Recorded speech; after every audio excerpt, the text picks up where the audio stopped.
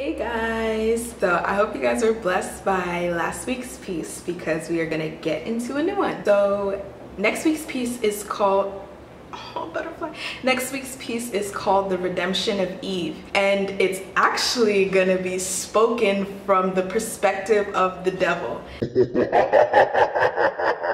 And I was just like, God, what? So it's gonna be real dark, real ominous, but it's gonna have a really nice ending. And I already know that because God is bringing the words and the theme and the form and the bars, all of that. He's putting all of that together. So I am truly ecstatic for this piece. Didn't use excited?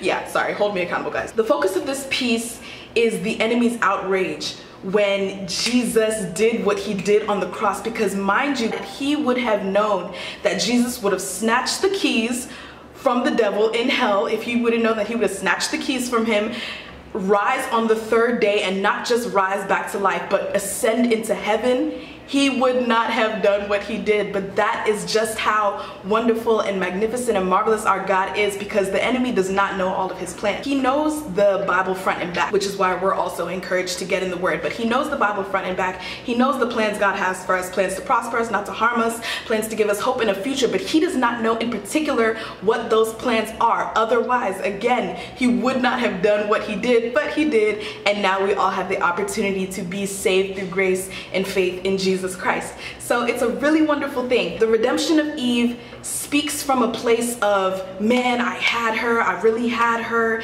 and now she can be saved, he can be saved, everybody can be saved, and now I have to work double time for people to fall and people to submit to me and blah, blah, blah. So he's really frustrated in this piece. So one of the things that God really impressed on me concerning this piece is that when he washes us clean, we don't need to remind him of all the things he's already forgiven us for. A lot of us go through cycles of repentance or apologies that are thought of as repentance but aren't really, because we don't walk in the new life that Christ has given us. A lot of us know that Christ has set us free, that we're a new creation, that he's given us a new life, that we have a clean slate and a fresh start with God, but we don't live like we know that. Christ has given us a gift that we refuse to open because we're so caught up in the memories of our old self. Oh God, I used to do this. Oh, but God, I used to do that. Oh God, how can you love me because I'm this? When in all honesty, God is like, what are you talking about? Because as far as I know, you are holy and righteous because I am holy and righteous. Understand that you will be bound to the accusations of your old life the more you listen to the accuser. The devil is called the accuser. So the more we listen to him, the more we believe in what he says. But likewise,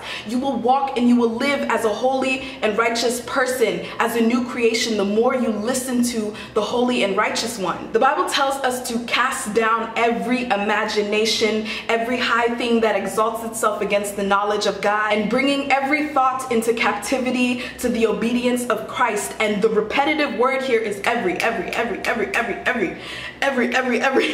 The repetitive word here is every, but some of us are so used to removing stems and leaves when we should be attacking the roots, the very foundation or the reason as to why you keep going back to your old self. And it may just be